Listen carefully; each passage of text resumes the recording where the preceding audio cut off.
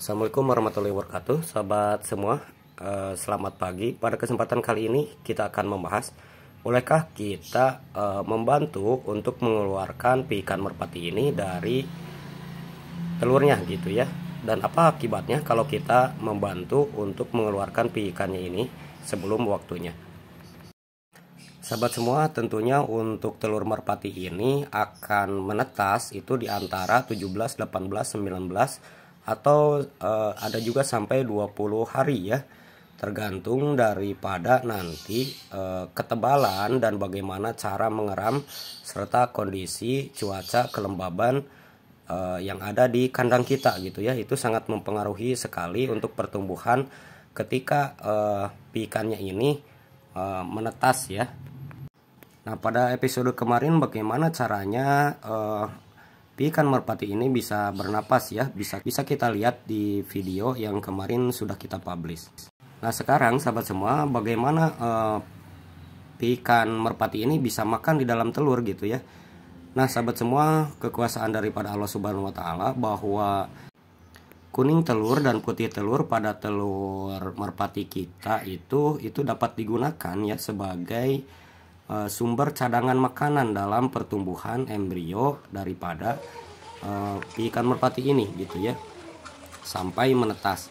Nah, kuning telur ini adalah bagian yang berwarna kuning di pusat telur gitu ya, yang mengandung banyak nutrisi. Dan dari telur ini fungsi utamanya adalah untuk memasok makanan bagi perkembangan embrio ya, dari mulai nanti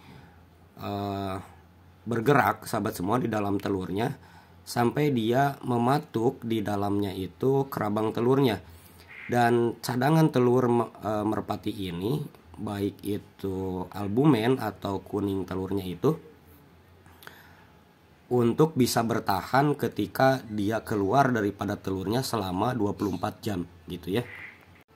Nah, kalau kita bantu sahabat semua sebelum masa menetas, tentunya si albumen dan telurnya itu sahabat semua belum diserap dengan sempurna oleh piikannya ini gitu ya, sehingga nanti ketika dikeluarkan itu piik merpati ini masih kecil gitu ya.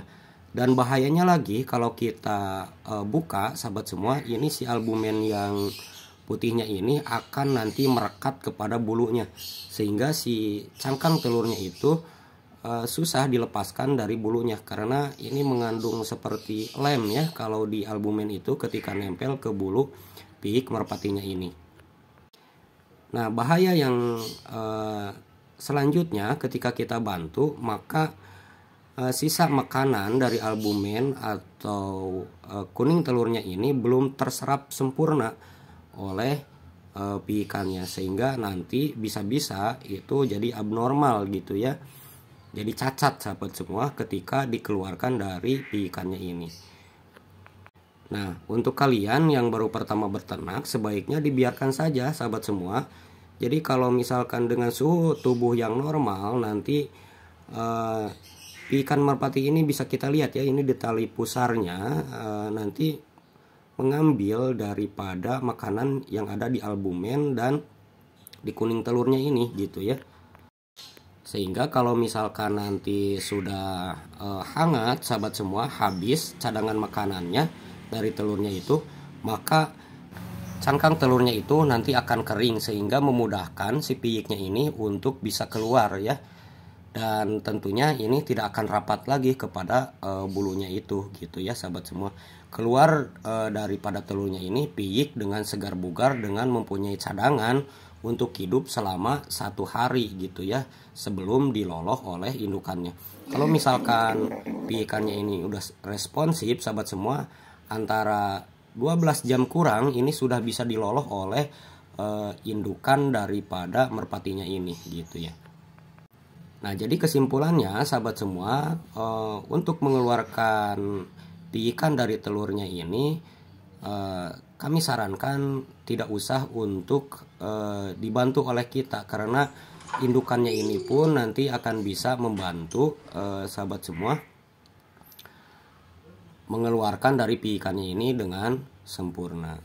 Semoga videonya bermanfaat buat kalian. Terima kasih, sampai jumpa pada video berikutnya. Wabillahi taufiq wal hidayah. Wassalamualaikum warahmatullahi wabarakatuh.